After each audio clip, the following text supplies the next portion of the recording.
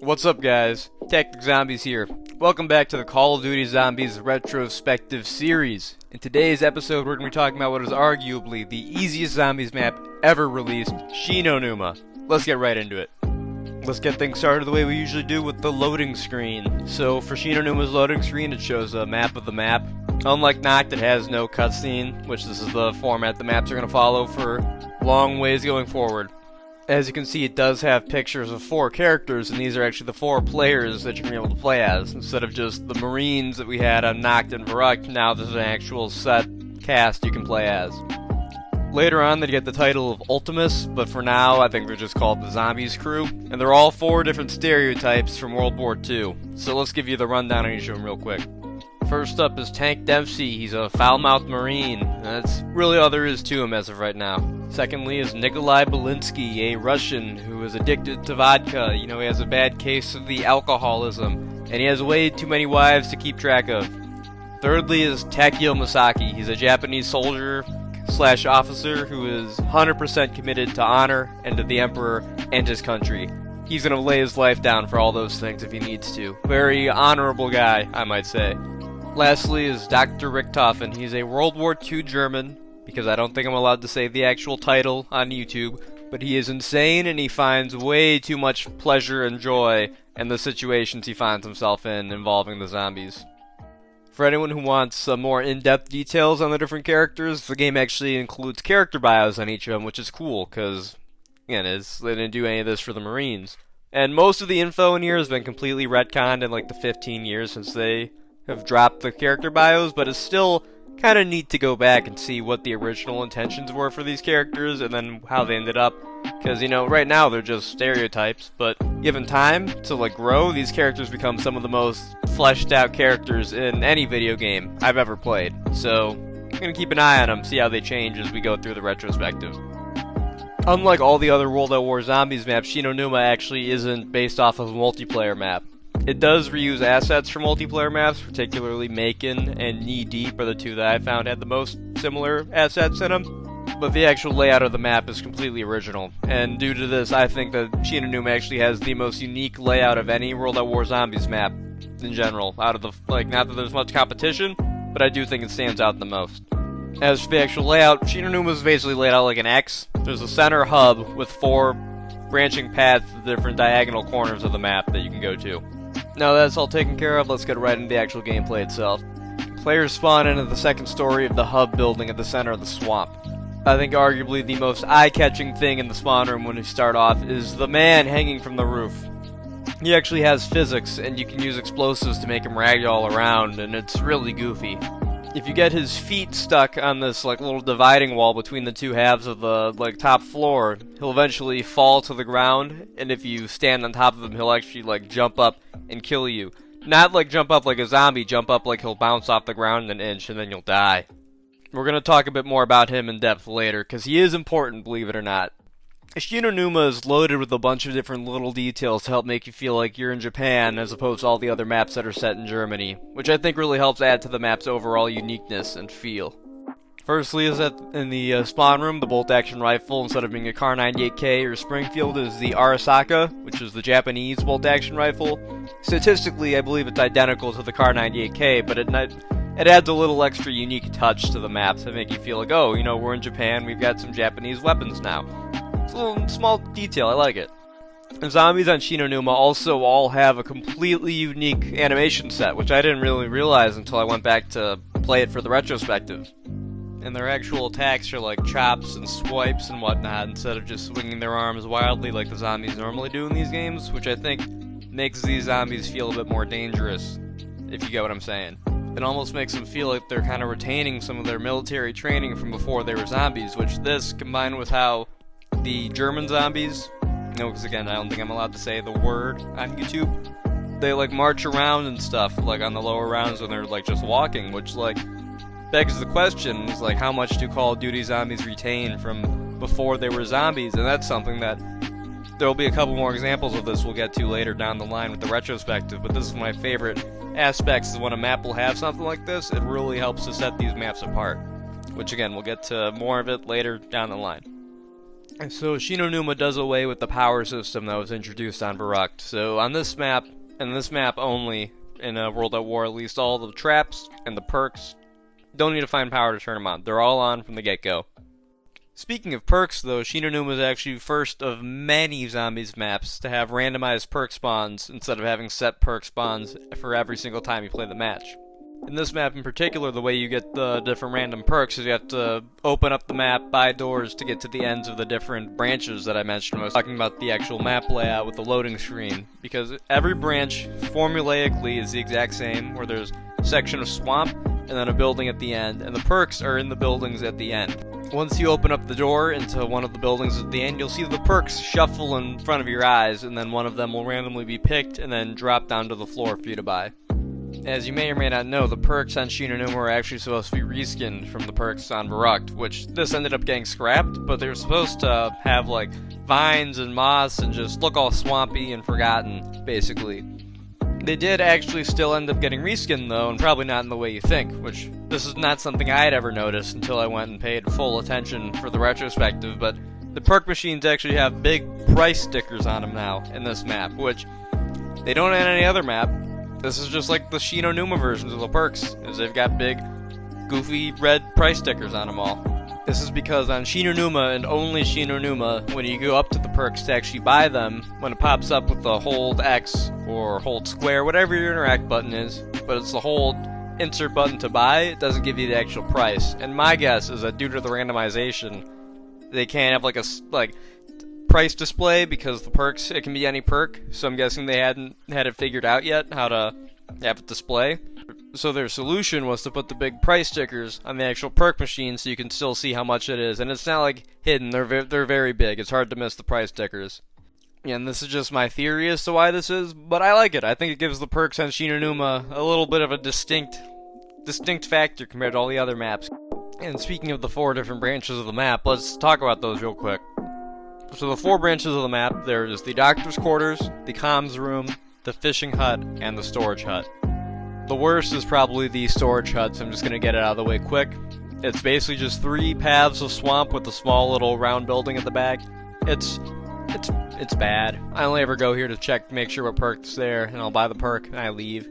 It's not worth hanging out here. It kind of sucks. I think the 3rd best is probably the doctor's quarters, which, again, it's just a big patch of swamp, and then the actual doctor quarters at the back. We'll talk about this one in more detail in particular in a little bit, because this has a lot of new, unique stuff, especially for the story. This is probably the most important story-wise, but, again, actual gameplay-wise, I'm not a huge fan of the doctor's quarters myself. Then there's the fishing hut, which is the 2nd best in my opinion, because half of it is dry ground, and then the other half is swamp, and then there's an actual fishing hut at the back, which is a pretty big building, so... And there's something in particular at this section I'll talk about, but there's enough space to play, and you can train in the area reasonably well. So, 2nd favorite. And the trap here, we'll talk about it again, is just one of the goats. So we'll get to it though a little bit. Let me just talk about the comms rooms real quick. So the comms room is, I think, the fan favorite area because it's huge and it's mostly all swamp, but there's like a dock that runs basically like, I'd say about 75% of the actual perimeter of the swamp, so you can run around on dry land for most of it. There's only a small patch you need to actually go into the water for. This is the most open area by far. The actual comms room is pretty nice. It's a decently big building. I think it might be the biggest building, it or the fishing hub. Well, obviously, biggest other than the main spawn room, but like the central hub. But the biggest area is the comms room. Tons of space to mess around with. I think it's the easiest area of the map. Overall, my favorite area of the map. Definitely number 1 of the 4 branches. As was previously mentioned, I believe the Doctor's Quarters are the most important story-wise because these are the quarters of Dr. Richthofen of the playable crew of characters. You can actually interact with this bookshelf here, and you can hear Dr. Richthofen laughing. This is because story-wise, this is what the characters are here at Numa for, is they're here to get Dr. Richthofen's diary, which this wasn't something that was discovered until far down the line, but this is why the characters are here. Which I think before that, Numa was just kind of an odd place in the storyline. Like, no one really knew what the actual point of it was. But the point is to get Dr. Richthofen's diary. The doctor's quarters also includes the zip line, which when you first open up the doctor's quarters and you go to the back by where the building is, there's a little switch next to the front door of the building you can flip for free to activate the zip line. So the zip line comes from the central hub building down to the doctor's quarters that waits out front. And for the steep cost of 1,500 points, you can use the zip line to safely go from the doctor's quarters up to the second story of the central hub, which this is Zombies' first transportation method like this, which they would get a lot better at stuff like this as the actual game mode would go on, but this in particular, the zip line, is more of a novelty than anything. Like, it's fun, it's not very effective though, and the distance it travels is so minuscule, like you could easily just run there yourself. Like, the top second story of the hub building is not exactly a hard place to get to. Overall, I feel like this is basically just like a worst case scenario item. Like, if you're at the doctor's quarters and you're running out of ammo or you're about to die, you can hop on the zip line and you can go away. But like, you know, like, how often are you actually going to be like playing and you're going to be like mainly at the doctor's quarters? Like, it just... And I forgot to mention, if you want to get the zip line, let's say it's at the second story hub, but you want it at the doctor's quarters, you then have to pay 1,500 points to get it to even come down to the doctor's quarters. You can't like call it from one place to the other for free. You've got to pay for it to come back to you. So overall, again, it's kind of useless, but it's still a fun novelty. I mean, I'm glad it's here because later transportation methods in Zombies are much better and much more fun. So yeah, zipline, I mean, I'll give it a thumbs up. It's not a very enthusiastic thumbs up though. I don't know when I started giving thumbs up in these retrospectives, but I guess I am now. Alright, so let's say you're hitting the mystery box for a gun you want, and you end up getting a teddy bear. Like, what are you going to do? Because on Verrückt was small. You know, you could do a lap of Verrückt in maybe 45 seconds. But it was all like a big, like, circle, basically. So wherever the box ended up, you would find it quickly. But with Numa, it's much more spread out, and you have to go very far distances to actually get to where the box is going to be. So, you know, like, what are you going to do? If the box moves, you're just going to have to go check every single different branch and just hope you find the one you want and don't end up, like, just picking all the wrong ones. This is where Numa introduced I think it's safe to say the last big innovation the mystery box ever received is the light on the mystery box. So basically, when the mystery box moves for the first time, because it's not there when it spawns, like the first location in Numa, at least on the World at War version, there's no light. But as soon as it moves and goes elsewhere, a big yellow-greenish beacon will basically beam up into the sky from the mystery box, so you can always know, okay, mystery box is at doctor's quarters, it's back at spawn. And this is such a just quality of life, such a perfect inclusion, which, again, Verrückt was fine without it, because Verrückt was a small map, all indoors, you could easily find the box no matter where it ended up at. But as Zombies maps continue to grow and have more branching paths, a feature like this, if they didn't add it in the mystery box light, it would cause for so much unnecessary frustration, which, obviously this isn't a 100% like fix for like mystery box troubles, because like Black Ops 1 will have some maps that are set like 100% interiors, so there really aren't any places where you can see mystery box light, but they have creative solutions for those maps as well, but we'll get to them later. I don't want to talk about them now, I'll talk about them when the time comes. But mystery box light, 2 thumbs up. I'm giving thumbs up now for this video, I guess. Great, perfect innovation. I think it's like, I'm surprised they didn't think of it sooner, which, I mean, I get why they didn't think of it sooner. They didn't need anything like it on Verrückt, but honestly, I'm just surprised they thought of something like this, because it would be very easy for them to include the mystery box with no light on it in this map, and then people just get frustrated. But I'm glad that they had the foresight. Whoever came up with this design decision at Treyarch, pat yourself on the back. Numa features the return of the electric traps from Verrückt. There's one at each of the different buildings at the ends of the different branches, as well as innovating with a trap of its own, the Flogger.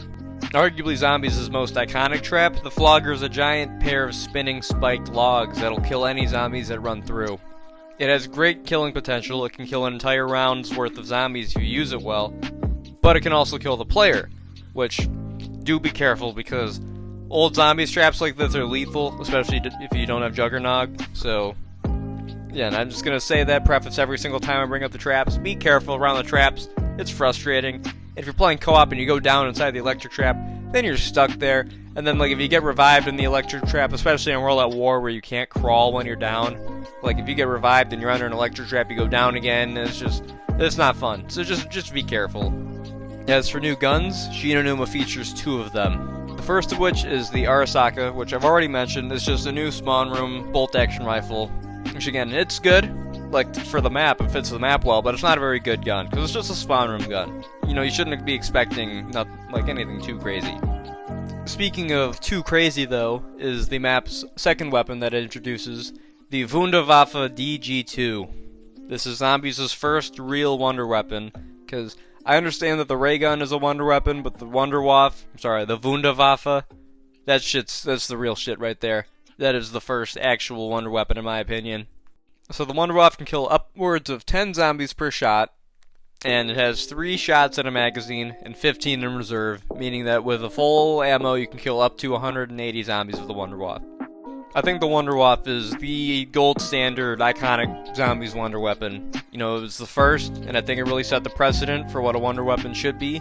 And in the grand scheme of wonder weapons nowadays, it's really not that good. There's so many more overpowered wonder weapons that have been released since the Wunderwaffe, but I still think the Wunderwaffe holds a special charm compared to all of them. And it might just be that it's the first, but it's a lightning gun, okay? It's cool, okay? It's cool. And even though there are so many wonder weapons that have been released since, I still think the Wunderwaffe holds great value. I think it can be used, you can look back at it and use it as like a gold standard to judge wonder weapons against. If it's better than the Wunderwaffe, it's a good wonder weapon. If it's worse than the Wunderwaffe, it's a bad wonder weapon. Speaking of first, Numa also introduced Call of Duty Zombies' first boss zombie, the Hellhounds. Originally slated to release on Varrock, they were eventually delayed and they ended up being released on Numa instead. So every 4 to 6 rounds or so, a dense fog will cover the map and you'll hear the announcer go, "Fetch me their souls," and then the dogs will start to spawn in. Okay, so the dogs spawn in the map in a big burst of lightning, and only 2 dogs will be spawned into the map at once, so you're never going to be too outnumbered by them. They make up for this lack of numbers with their actual speed, which they're very quick, and they also, especially compared to later Call of Duty Zombies like Hellhounds, these World at War zombies are really, really beefy, like, health-wise. Like, they can take a ton of bullets before they get put down. Like, you know, other zombies games, the Hellhounds are pushovers, but not in World at War. World at War, these things are lethal. The actual dogs come in 2 varieties. There are normal dogs, and then there are flaming dogs. The normal dogs are normal dogs. They're like the standard. And then the flaming ones will have less health, but they will explode upon being killed. Once you kill all the dogs from the round, the last dog will drop a max ammo power-up for you to reward you for your troubles. This dog round archetype has been the most common way of handling bosses in Call of Duty Zombies, where every 4 to 6 rounds you'll have a round where it's only special zombies or it's mostly special zombies, and at the end you get a max ammo. It's been done countless times since Numa, and I think the execution here is good, but it's also a bit buggy, a bit rough around the edges, just because this is their first time doing something like this. I've heard people say that sometimes the dogs will just insta-kill you when they hit you. I didn't have it happen to me, but like I know I'd be really frustrated if that happened, but like one that happened to me a couple times is that you'll kill the last dog, and then the max ammo won't drop, and it will drop like the next round, the first zombie that you kill, which, again, not too big of a deal, but like, I could imagine if you actually did use all of your ammo and were really banking on that max ammo from the dog round, like, and you didn't get one, that could be really frustrating. So, again, they polish them up a ton and make it much more, I wouldn't say much more, they make it much less buggy in later maps. Even, like, Derice, I think they're better there. I've never had, like, max ammos not drop there, but, again, Numa, very great innovation, kind of meh handling. I think the dogs would be really bad on Varrock, though, just because of how tight that map is. It's very claustrophobic, very close quarters. I think they're much better here, because there's actually a bunch of space you can use to manage, and you can work around the dogs much more easily here than you could on, like, Varrock. So, overall, I think they're a good addition. Again, just a little buggy sometimes, so be careful. And the last real gameplay feature I have to cover is that this is the last Zombies map to have 24 rounds of zombie when playing on solo. Because of this, Numa is considered by far one of, if not the easiest Call of Duty Zombies maps ever released, because especially with the Wunderwaffe, you basically can't run out of ammo. Because if you got 24 zombies around, and a magazine of the Wunderwaffe can kill more than 24 zombies. You got enough ammo for 6 rounds, and dogs come every 6 rounds. And the dogs you can kill with traps, you can kill them with anything, and you'll get ammo. So like, it's basically, you basically have infinite ammo, and like, because of this, the high rounds on this map, like in particular, are just so outlandish. Like the last time I checked, it was like around 11,000 or something. I wouldn't be surprised if it's higher by now. All it takes is time.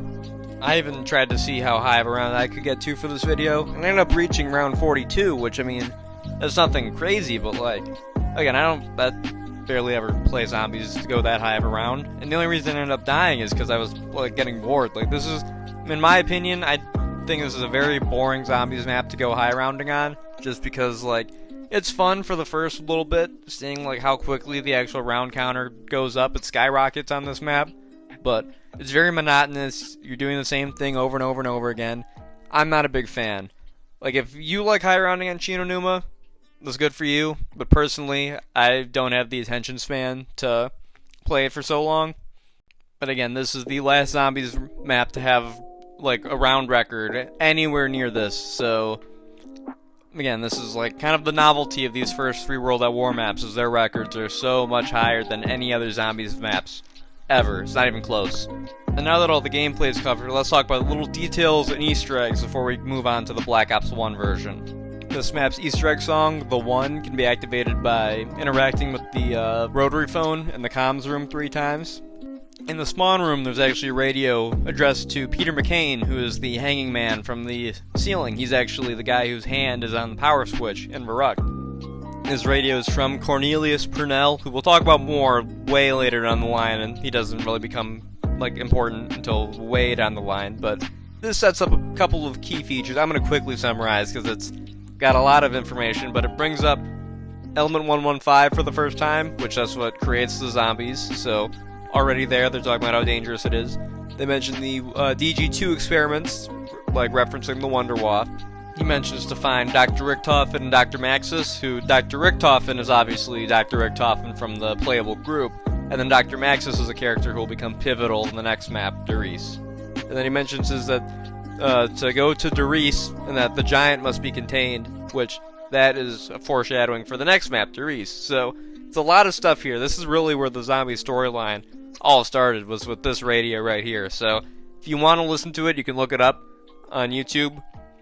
Again, it's pretty info dense, so I'm not going to talk about all of it here, but already I feel like I've talked about it too much, so let's move on. Out of bounds in the storage hut area of the map, there's actually a giant meteor you can look at, and you can shoot at it, and your character will give some dialogue.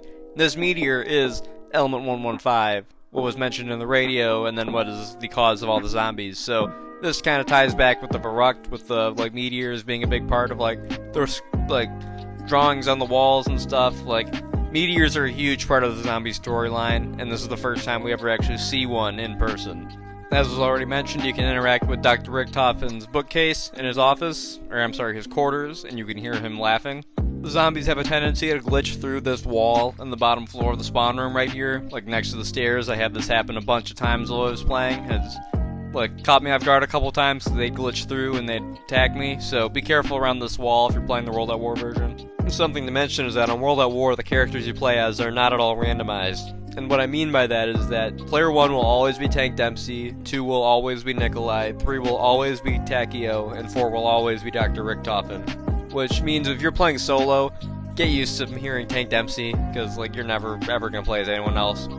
I hope you don't get bored easily of repetitive dialogue and quips. In the doctor's quarters, you can find a slip of paper referencing HAARP, HARP, which is apparently a research station out in Alaska, which this will get brought up again later.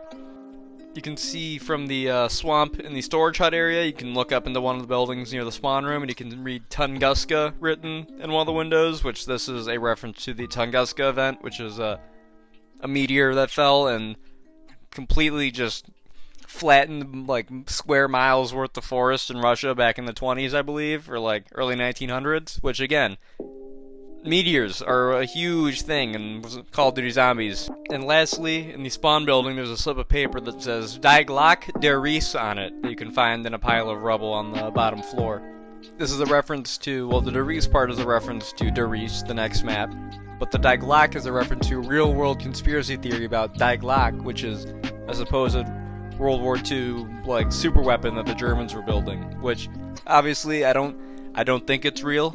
At least I don't believe it's been proven. Which again, it's a conspiracy theory, but it's supposedly like an anti-gravity time travel machine. There's a bunch of different theories about what it is, but anyways, that's not important. Because it does show up in the next map, but not as an anti-gravity machine. We'll get to it, though. But that's where the DG comes from, though. And Wunderwaffe DG2 is Daglak 2. So this is like, again, this is what I love about old zombies, is it's all framed as like conspiracy theories and stuff, is that they like, you know, the Wunderwaffe is framed as the successor to the supposed real-world conspiracy theory weapon, which again, these little details, I love them. They're just all over old zombies. And that basically covers World at War Numa. Again, that took much longer than I was expecting. There's a lot more to talk about here than I was originally expecting. But anyways, with all that out of the way, let's get into these remasters. There really shouldn't be too much to talk about here. But I didn't think there'd be too much to talk about the OG.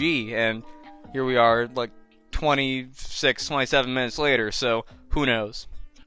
Okay, so firstly, the loading screen was changed to have more of a comic book aesthetic to it, the same as the Verrect loading screen had done. Probably the biggest noticeable change is that the map is much brighter now and has kind of a bluish hue to it instead of green, which I'm not a really big fan of this. I think it makes the map looks off. Doesn't really look like Numa to me. It's also a lot foggier than the original, like very, very dense fog all the time, and like not just on dog rounds. It's also just a lot brighter as well, which again, not a huge fan of.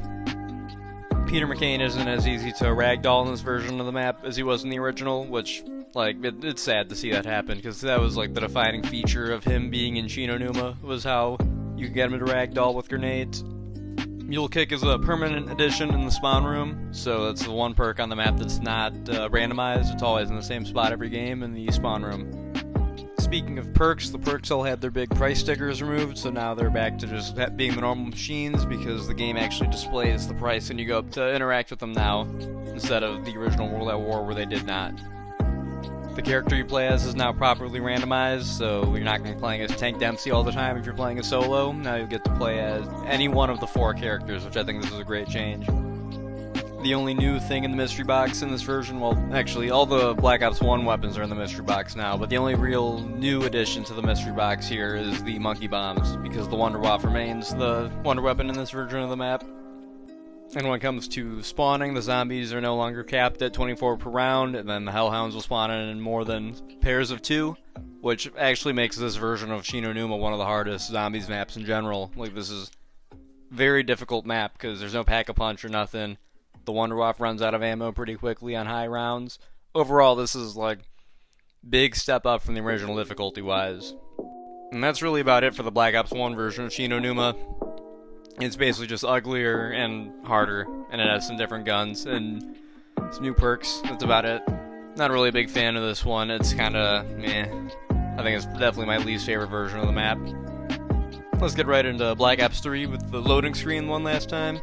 So the loading screen for Numa and Black Ops 3, it's the same as the Black Ops 1 version, but the saturation has been cranked way up.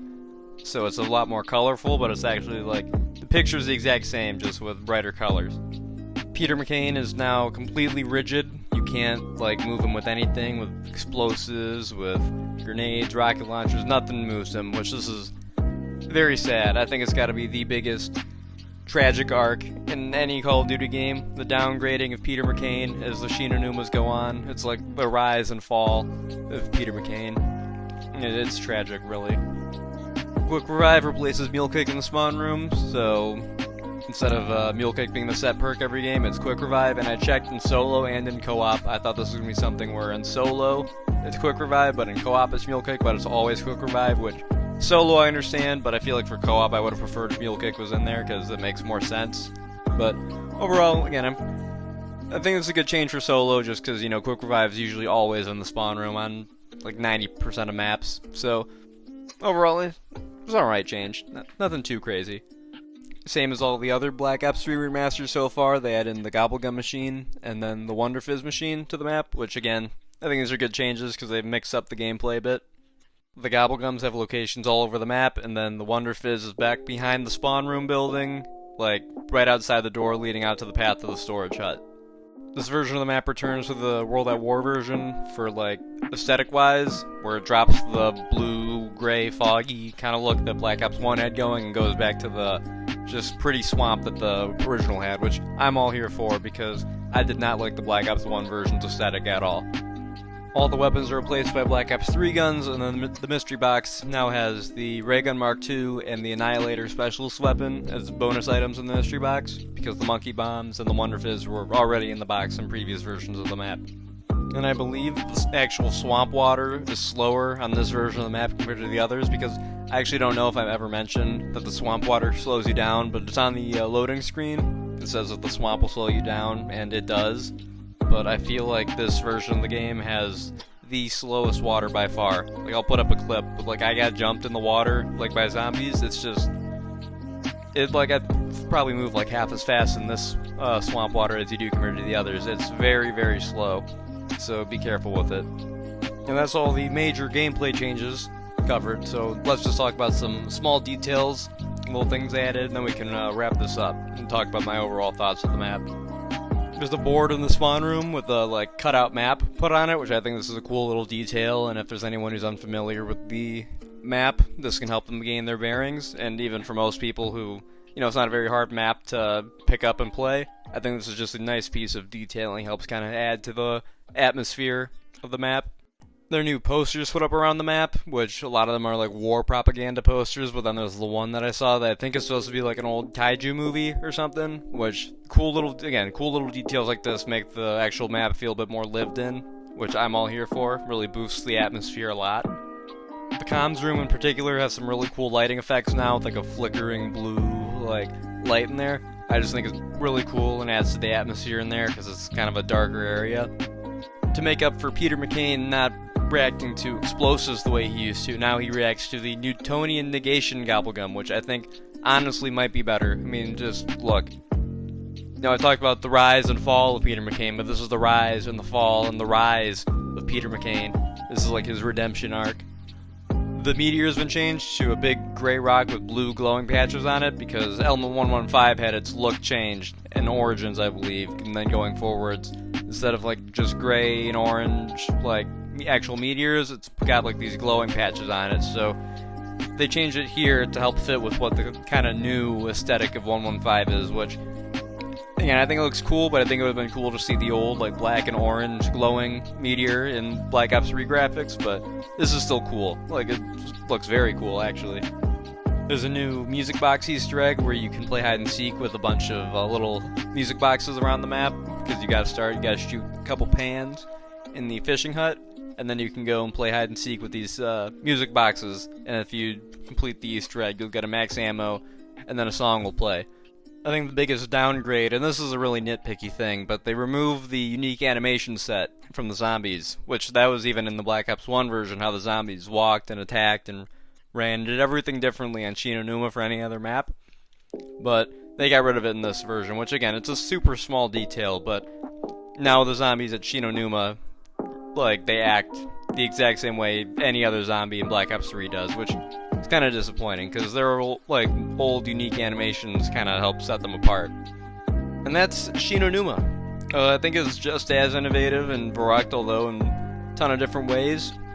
I think it did a really good job building on the foundation that Verruct had set, and kind of, whereas Verruct, you know, introduced a lot of base level features like perks and power and traps, Numa took it a step further, and they did randomized perks, new traps.